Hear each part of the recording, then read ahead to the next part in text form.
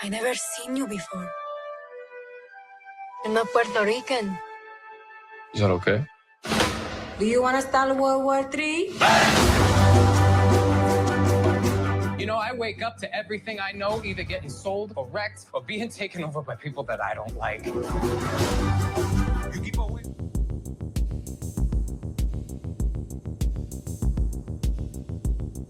Hey guys, I'm Kevin. I'm Jake. And this is Movie Matters. We continue this month of iconic filmmakers for movies we haven't seen from them. We are doing Steven Spielberg's West Side Story. It's a remake. This one's from 2021. Jake, what'd you think of it? So this is like a prime example of a movie that is, I think, pretty technically flawless, but I just don't like it. And it has nothing to do with the movie. It has everything to do with the source material being West Side Story, which I just don't care for. I get it. And remind me, have you seen the original movie? Yeah, so me and my brothers watched it like 20 years ago because it's one of my dad's favorite movies, and like none of us liked it. So like when you and I were kind of looking for a Spielberg movie, I was kind of like, oh well, I was like 10 or something, like when I saw it last, or like maybe like at 15 at the oldest. So like, maybe I should give that another shot. Although not obviously it's not the one from 61, but yeah, I was kind of like, let's give it a shot. But yeah, still don't like it. But like, it's an incredibly well-made movie, so I'm not gonna knock it because the source material just like isn't my cup of tea.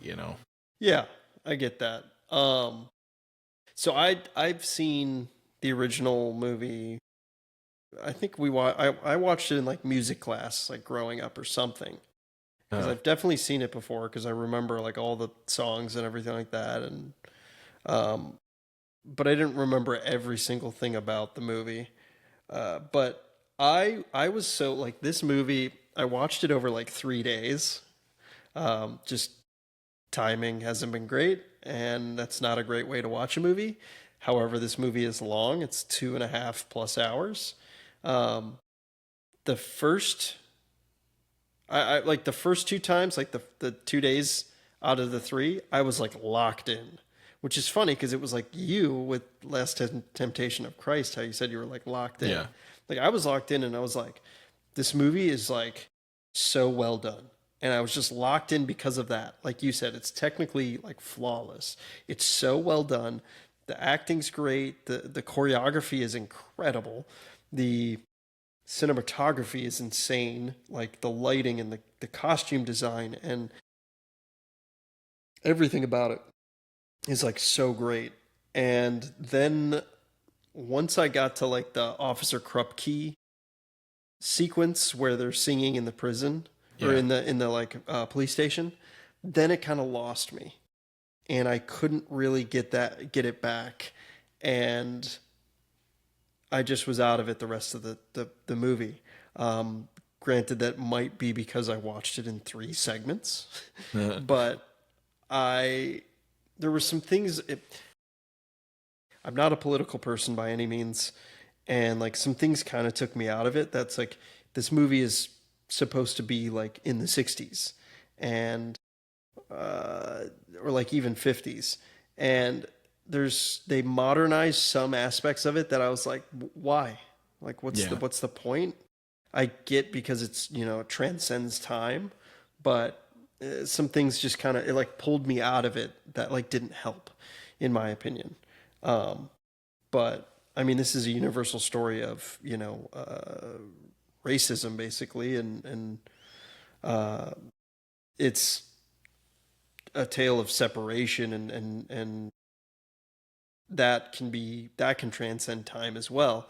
And I don't know, it just like the whole, like, again, I'm not political and I'm not saying this is wrong, but like the transgender anybody's character in this, like I just was like, all right, that's interesting to like put that in there. It just felt out of, if not that it was wrong, it just felt out of place for me. Yeah, I agree. I think this movie hits those like the more political aspects of the storyline a bit harder than the 1961 version did. Yeah. I think like I said, it's been a long time since I saw the original, but like I feel like the original was more about a like territory beef and like was a little bit more in line with like the Romeo and Juliet story that it's based on. Or this one I think was a little bit more about like the gentrification and the like racial tensions in the neighborhood, which is fine. Like I didn't really have any gripes with that. Yeah, neither did I. But like, yeah, I think I kind of agree the third act is not like super enthralling. I feel like it's just the source material is just not like super compelling in the end. Like after the rumble, like it starts to lose some of its like logic to me. Like he goes and confesses to Maria and she just forgives him and then they sleep together. Like it's very like it doesn't really make any sense, Yeah, from like a human logic standpoint. And then it just, devolves into more unnecessary violence and like I mean I get it. I get what they were trying to do. I just don't think it was executed correctly, even from like the stage play standpoint. So both movies, I think, suffer because of that. But again, like, it's not to say that this movie doesn't look incredible and like doesn't like feel incredible and is certainly impressive, like technically, in like nearly every aspect. Yeah, it just suffers from the source material, I think. I agree. And there's a lot of funny comments on Letterboxd. Like the top comment is letting him hit it right after he murders your brother. Yeah. Basically, yeah. Then the next one is if my boyfriend killed my brother, he wouldn't get laid that night. But that's just me personally. Like, yeah, I thought that was kind of crazy. Again, there's like some things that took me out of it for sure. But this movie, so I was doing some research before jumping on this episode, and I was just curious, like, most of Spielberg's movies are box office hits for the most part, or they at least make their budget back in box office receipts. This movie did not. Yeah, this was an absolute bomb.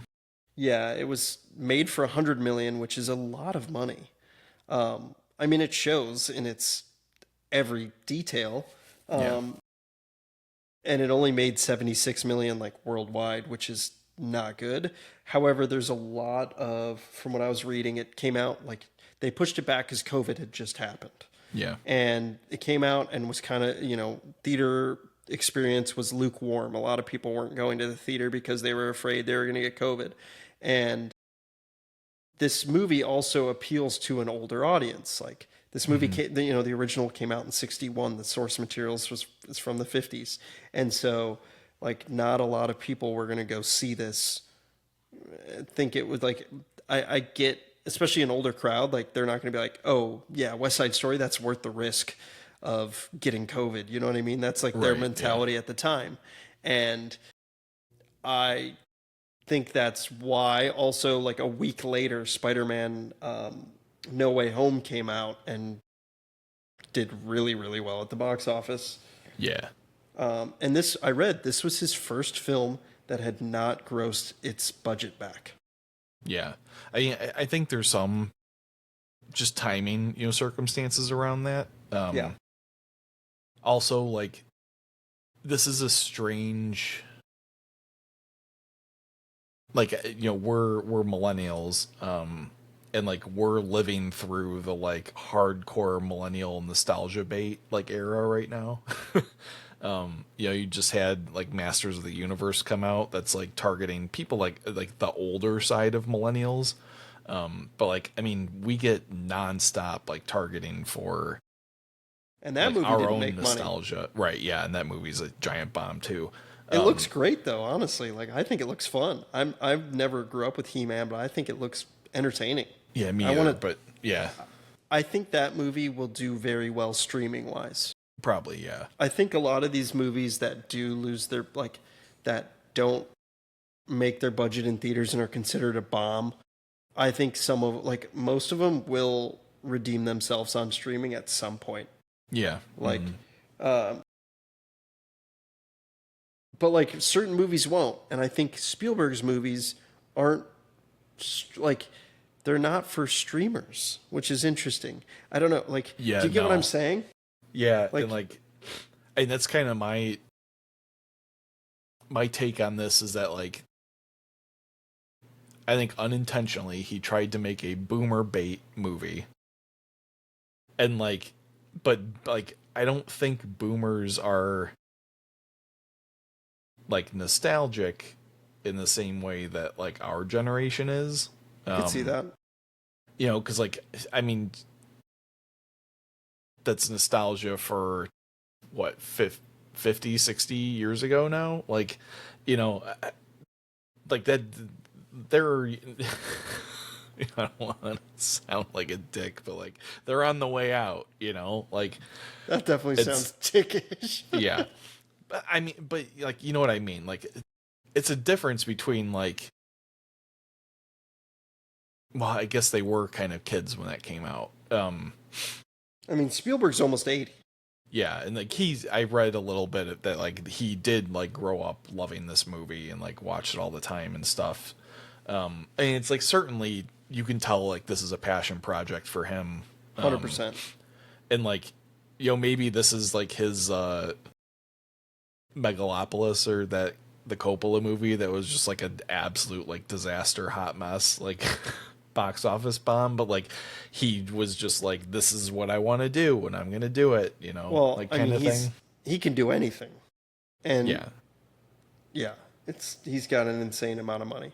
But I was looking at his 5 last movies, and I mentioned it in one of our recent episodes. Disclosure Day was his most recent movie, and I thought it was an absolute turd. I thought it was terrible, and there's a lot of people praising it. And again, sometimes I feel like I'm in the minority with a lot of movies. I'm like, that movie was terrible, and like everyone else seems to love it. I've actually seen multiple negative reviews that mirrored like exactly what you said. So Yeah. I think you're a little justified. Okay, good. So, But that movie has made its budget back, but that movie has to make a lot of money. Like I read this movie, West Side Story, had to make $300 million Yeah, to which is crazy. to make money, to break even. Like again, I always read these things, or like I see movies that are coming out and I look at the budget and it's like 100+ million, and it's like an original movie, which is great. Or like it's a movie where I'm like, how is this movie going to make money? Like the Megan or Maggie Gyllenhaal Bride of the Frankenstein. Yeah, Bride, yeah, like that movie had like a huge budget, and I was like, how in the world is this movie going to make any money? And like, why would a studio even do that? And that's kind of like what we've talked about with these more recent movies that have like no budget and are making a shit ton of money. It's like, it just depends. It's so weird, but I don't know. That's like, I mean, that's the $1 million question. I was like, how? Right. Which, you know what I mean? like what's interesting is I can't remember if we've talked about this on here or not, but I think you and I have talked about it on the side or something. But I was like, found an article about Sony's Spider-Man adjacent movies, and like explaining kind of like why, or asking the question, why do they all suck? and why do they all like bomb so hard when it's like such popular IP? And like basically the conclusion is that like Sony doesn't care how those perform. It's just a contractual obligation to keep Spider-Man like within Sony, that they have to make something related to Spider-Man every so many years. So they just produce a mediocre movie, put it out so they can check the box.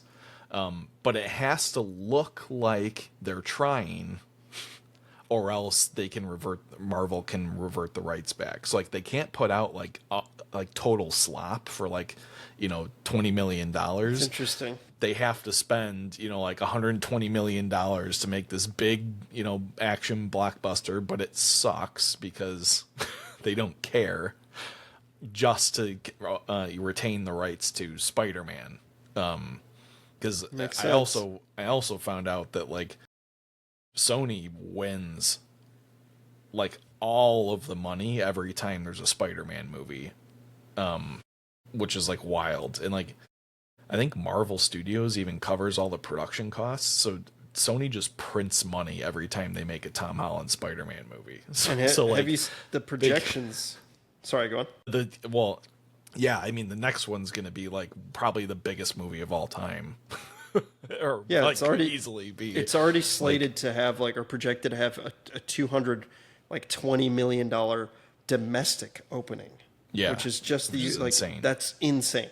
Yeah, but like for the like 6 or 7 like shitty like Spider-Man offshoot movies that they've made, they've probably lost $500 million plus, but they've made like 10x that just from the like 3 Spider-Man movies that have come out. Like it's insane. And it's still like it's going to continue, like it still continues to print money even after being released. Yeah. So like I wonder if this is somewhat applicable across other studios where they have IP, they don't know what to do with it, but somebody comes along and is like, I have this weird, wacky idea. And they're like, okay, well, if we just kind of put this shitty movie out, we retain the IP, or retain the copyright or whatever, and then like we can figure out what to do later,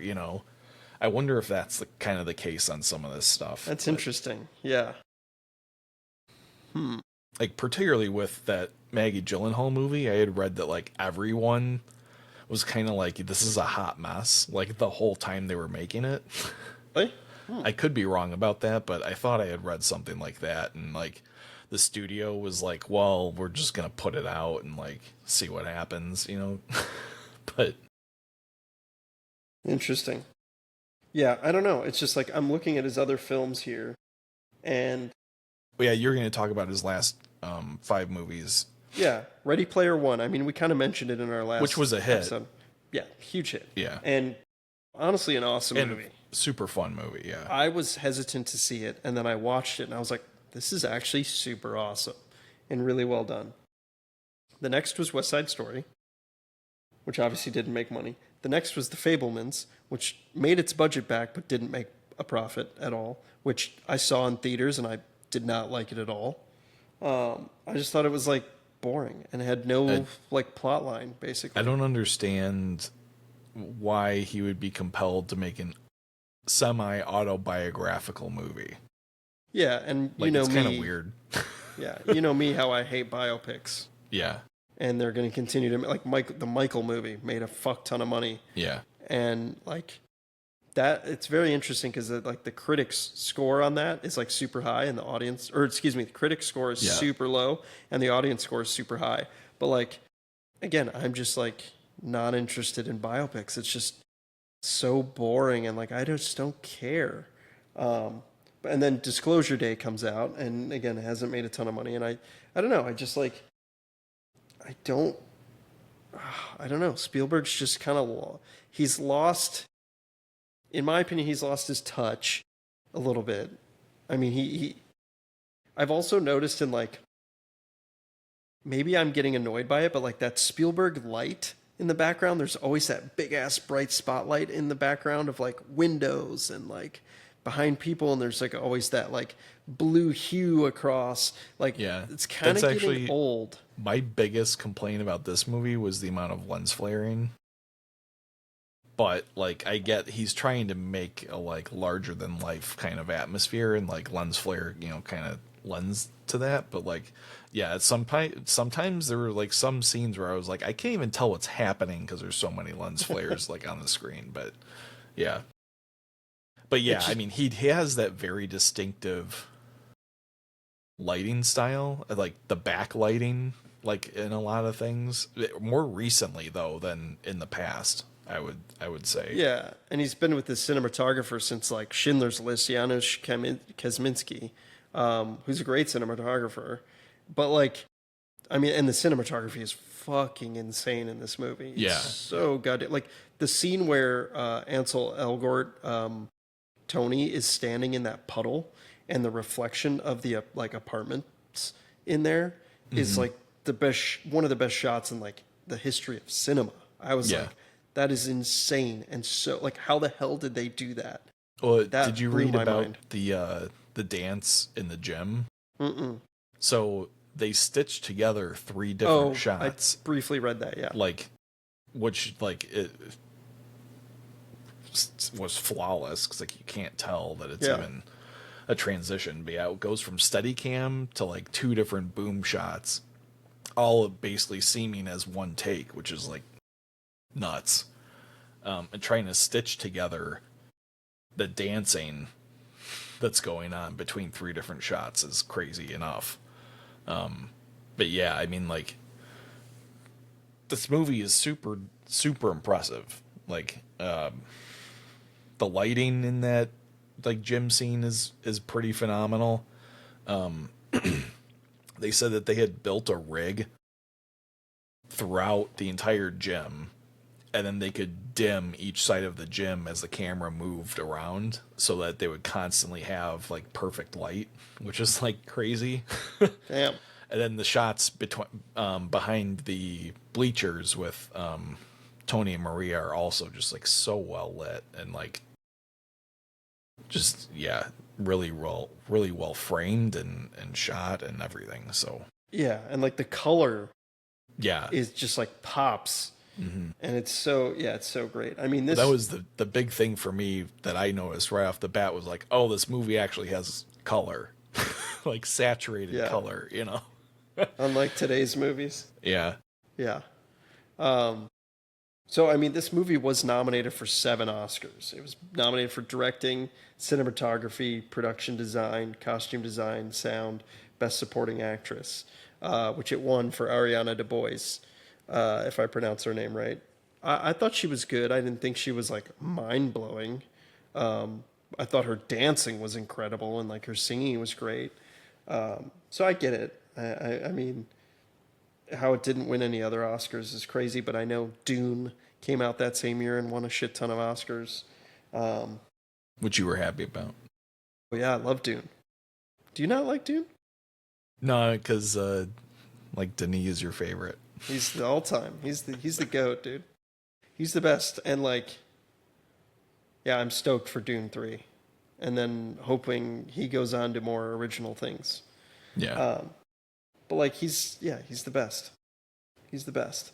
But I want to go back to budgets real quick. So I figured out my month. We're doing in the future, in the upcoming months, we're doing our like Jake's gonna pick what he wants to do the whole month, and then I'm gonna pick what I want to do the whole month. And I'm doing low budget movies of like Nice. Why can't movies be made this way?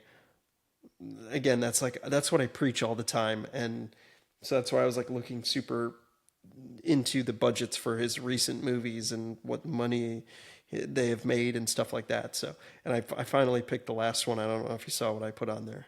I haven't yet. Okay. Well, you can, I don't want to spoil it for the viewers yet, but yeah. What's cool is they in this movie, they cast Rita Moreno, who was in the original. Yeah. And she's the shopkeep owner. And she won the Oscar for it, the same role as Ariana DeBose Mhm. in that in the the same role. And what's cool is that like this is the third time that someone has done that, like played the same role and won an Oscar for it. And can you guess what the two are? The other two are. Oh God, two different remakes where the I same wouldn't say role. they're not. One's a sequel. Oh, The okay. other is just like another iteration and not necessarily a remake. It's like Where somebody has won an Oscar two times for, so or the like role has won two yes. Oscars. Oh Yes. God. Um, It's not super easy. yeah, I wouldn't even know where to start. You want me to tell you? Yeah. Godfather Part 2. So Marlon Brando and De Niro for playing Vito Corleone. And Okay. then Heath Ledger and Joaquin Phoenix for playing the Joker. Oh, okay. Yeah. Interesting. It's only 3 times that someone has done that. Hmm. Pretty cool. Um, that they've actually won it. I know there's been more instances where they've been nominated. Like, Uh, for example, I think like True Grit, oh, yeah. John Wayne and Jeff Bridges, Hmm. right? I think so. Yeah, Jeff Bridges. Um, yeah, what's cool is Rita Moreno. I think she's great in this.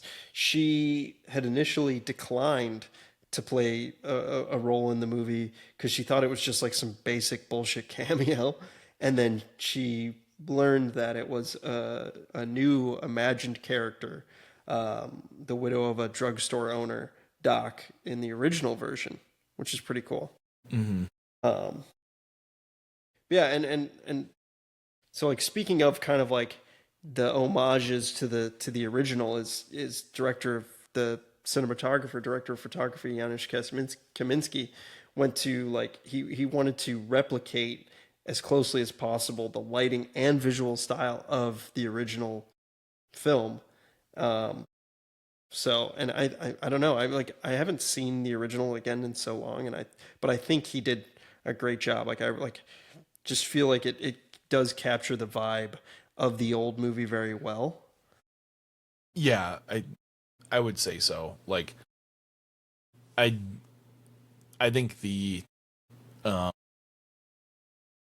yeah, the homages are like very tasteful and respectful, I think. Had read a little bit about the like choreography and some of the other production, like particularly the choreography. I can't remember the guy's name that did it for this movie, but he he had wanted to, do a choreography from scratch, but Justin Peck is the choreographer for this movie. Um, and he had tried to like, well, his idea was to do fresh choreography, but there's specific instances where they do verbatim the same dance moves from the original to call back. Particularly, I think it's Tony that does it a few times. Because they were like, these moments are like particularly special. Like we should keep them, how they were intended from, the original, which I thought was pretty cool. Yeah. But yeah, I think there was another thing that I was gonna bring up, but I'd be shoehorning it in here now. So if you had something, no. I got something. So it kind of ties into it. It's like also what I was reading is most modern movie musicals don't have casts that are like have a musical background for the most part. This one, almost the entirety of the cast is made up of a musical theater performers unknown to mainstream film audiences, which is so cool. Like Rita Yeah, Moreno is the most famous among the lead cast because she's an EGOT winner. Ansel Elgort, he became famous through non-musical films. Rachel Zegler, who was literally cast straight out of high school and like asked to finish a Shrek production. She's like, "Can I finish this and then go into it?" And she like wins She's not super popular in movies now, and I want to talk about that, but she like wins all kinds of awards for her singing. Corey Stoll and all the other principals are Broadway alums, which is so awesome, and like it shows like the talent. For sure, yeah, that's what I was gonna say. Like, you can tell that like everybody actually has like actual like stage performing chops in this, and like I think that's probably the more apparent thing to me in this movie is how this is kind like, I feel like they treated this like the filming of a stage production more so than like a movie. Yeah, And yeah, like, it felt that way, and I like that. there's a lot of elements I think that help convey that. I think the lighting does. Like set like, design. Yeah, the set design. Everything's just like such like directional set pieces. You know, like if that makes sense. Like it's kind of like unidirectional in like a lot of the where the action takes place. And like the camera kind of doesn't move in like all three dimensions a lot of the time. It just moves like left or right or like forward and back. You know, it doesn't like do big like 360 spins around people and like stuff like that a lot of the time, and it kind of gives it that like two-dimensional stage presence kind of feeling, I think, which is super cool, and like I think helps really sell the story and the feel, you know, Yeah. of West Side Story. So I agree 100%. Yeah, it feels authentic. It feels grounded in what it needs to be. And that's Yeah. why, again, I feel like I was locked in for the beginning of it. It just was like, this is awesome. It felt like such a stage play.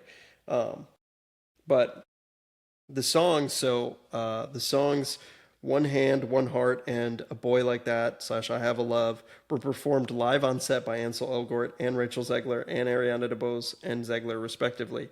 Sections of Maria were also sung live on set by Elgort, as per his request, which is crazy. Like, that's so cool. I just think that's really impressive.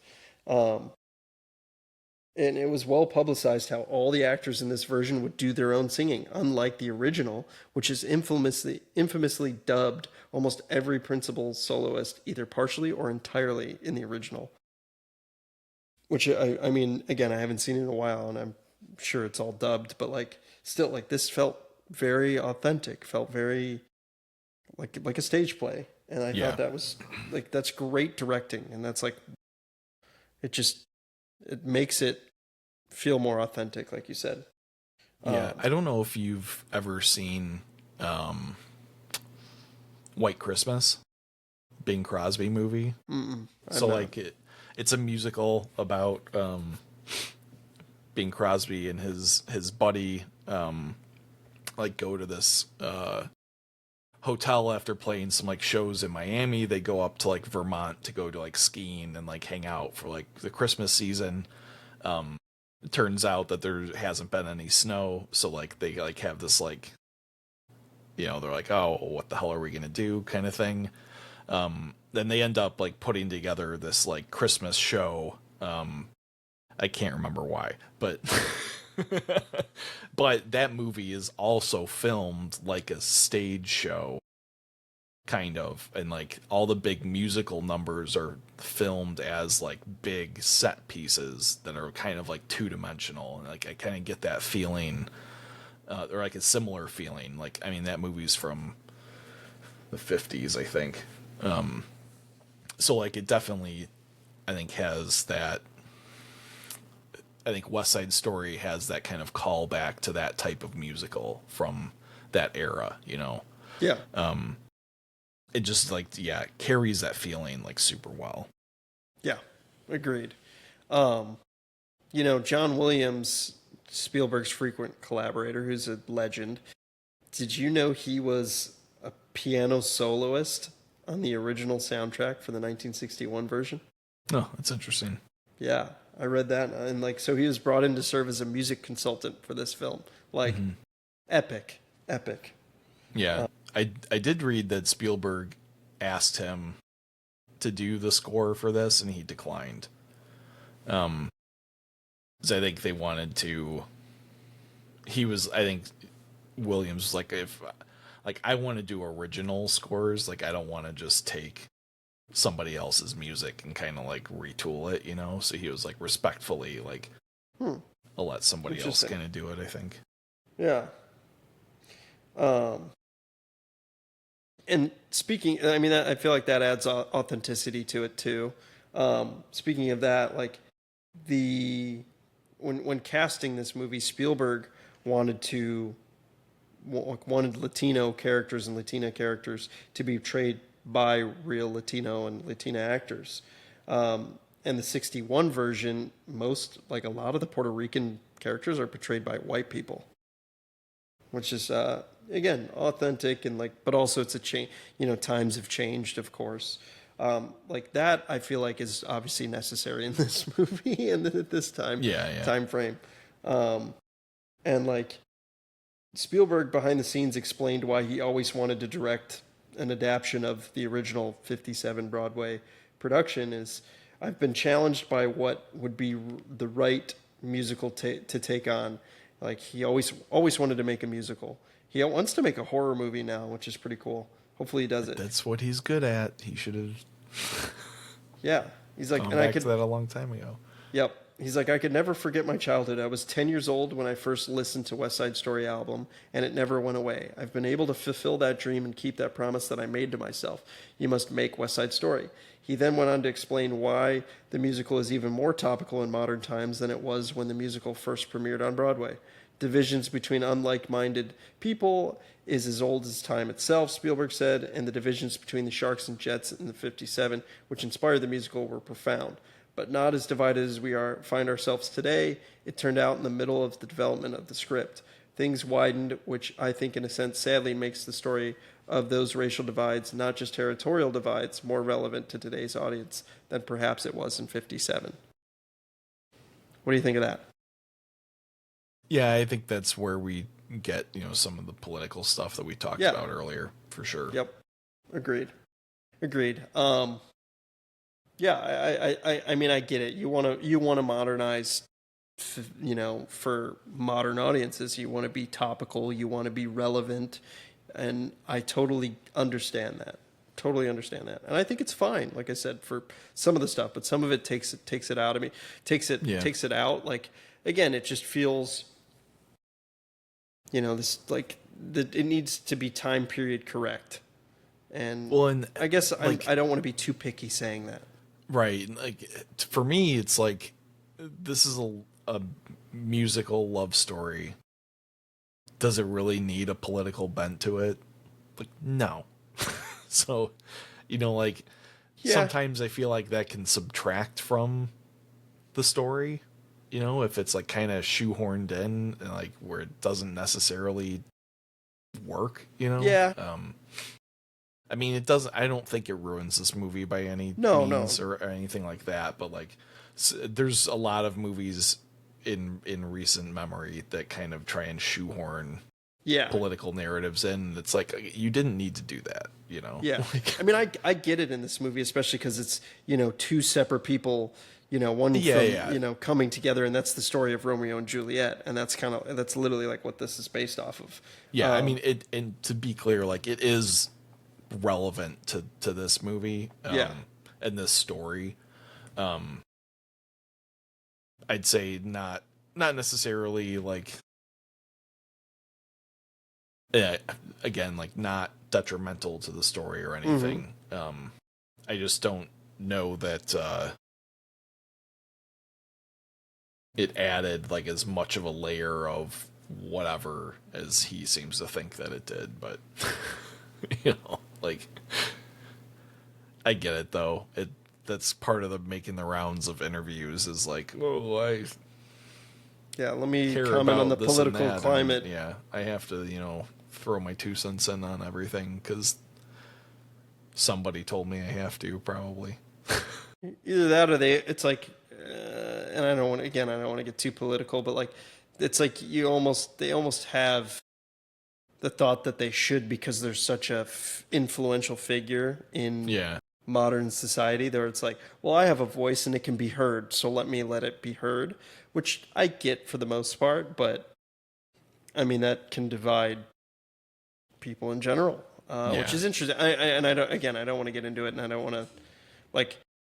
I like the story. I mean, the story's great, and I like the you know, basically it's white people against Puerto Ricans, and it's the divide of that in the '60s, and it's very interesting. And I think it's well done. Yeah, I think. What do you? So I read this, and I agree 100% because I thought this when watching it.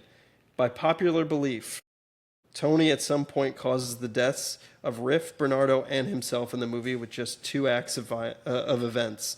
Tony tries to stop Riff from fighting, forcing him to turn around and head straight into Bernardo's knife. Which again, I thought it was his issue, or he literally caused that. Basically, like threw him into the knife in a sense. And then for the death of Riff, Tony kills Bernardo out of revenge, causing Chino then to get revenge on Tony, eventually leading to Tony to get shot by him. So it's like he caused all of that. Yeah, I think that's fair. I think, again, like I don't remember much about like the specific characters and stuff in the original movie because it's been so long. But I did read that they chose in this version to give Tony a particularly violent background. That is not in the original. Yeah. Which I actually thought was more compelling for him Agreed. as a character to be like on the up and mend up or whatever. Yeah. And trying to reestablish his life, after almost killing someone and clearly regretting it. But I did think that the scene where, Riff is killed and then he takes his revenge on Bernardo, I think was one of those like a very fitting thing for his character to do, given that extra bit of history that I don't think was in the original. So I thought that was a good change. The other thing I was gonna talk about earlier that was a change from the 1961 version is where they placed I Feel Pretty, because in the original in the stage play, I Feel Pretty comes right after Riff and Bernardo's death, which is the end of, I think, Act 2. And then, like, the original producers of the stage play were like, well, we think there should be an upbeat song to kick off Act 3. So I had read that Sondheim actually wrote I Feel Pretty as, like, a protest song, because he was like, this is, like, the dumbest shit that, like, anyone would ever, like, come up with. But, like, people love it, ironically. And, like, he kind of just wrote it as, like, a fuck you to the producers, because it's like not like that particularly like interesting of a song. And like he says that, like, he hates the song, which is kind of funny. But so in the 61 version they had moved that song somewhere else before, I think, Riff and Bernardo die, because it doesn't quite make sense in the like like emotional pacing of the movie. Or the narrative. But then Spielberg, I think, decided that, like, we should honor the original stage plays, like, sequences, and they moved it back to where it's supposed to be kicking off Act 3, which I thought was interesting. But definitely emotionally jarring. It was. The cuts from, their bodies laying in the, like, salt shed to... her and like the girls singing about how much she's in love with Tony, who just murdered her brother. But yeah. Love will do some strange things to you. Yeah. So speaking of, who loves this movie? Quentin Tarantino. Really?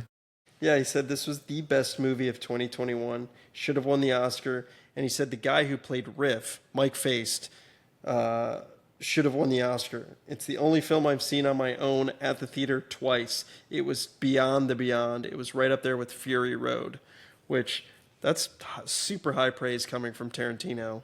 Yeah. And I agree. Mike Faced as Riff was awesome. Yeah, he's really good. He's so good in it. And yeah, I mean, I love a lot of the performances. I mean, like all of them. And the musical numbers, the choreography, the set design, the cinematography, impeccable in this movie. Like flawless. Like some of the best directing I've seen in a long, it's flawless. It's so good. But it's like you said, it's not really it's not our cup of tea. Like I'm not super into musicals. I don't mind them. I'm not anti-musical. Neither if am there's I. a good one that I like La La Land, Yeah.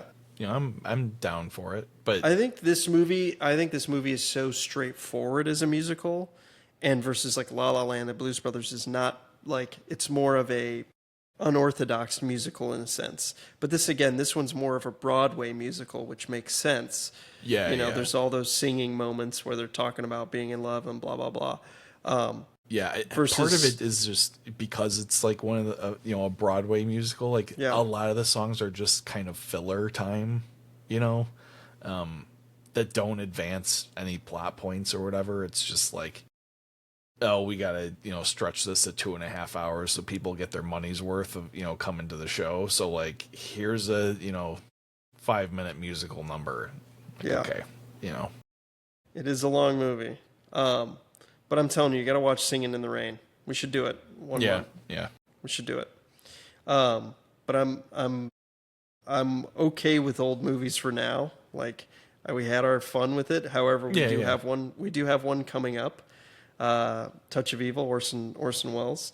But next week we have Outlaw Josie Wales, which I'm super stoked to watch. It's a Western. So, like I said, this whole month is eclectic and different genre ranging, and then we get into like some freaking bangers of movies, which I can't wait. Yeah, like I'm so stoked. So I hope everyone enjoyed this review. Hopefully, we weren't too harsh on the movie and its political agenda in a sense. I want to say, but I enjoyed the movie. I'm glad we watched it. I don't think I'll watch it again, but I was entertained for the most part. And again, I'm glad I watched it. I want to watch all of Spielberg's movies, even if they suck. I feel the same way. Yeah. Yeah. I'm glad we watched it, even though I didn't care for it. But like, at least I know now. It's just that I hate West Side Story, but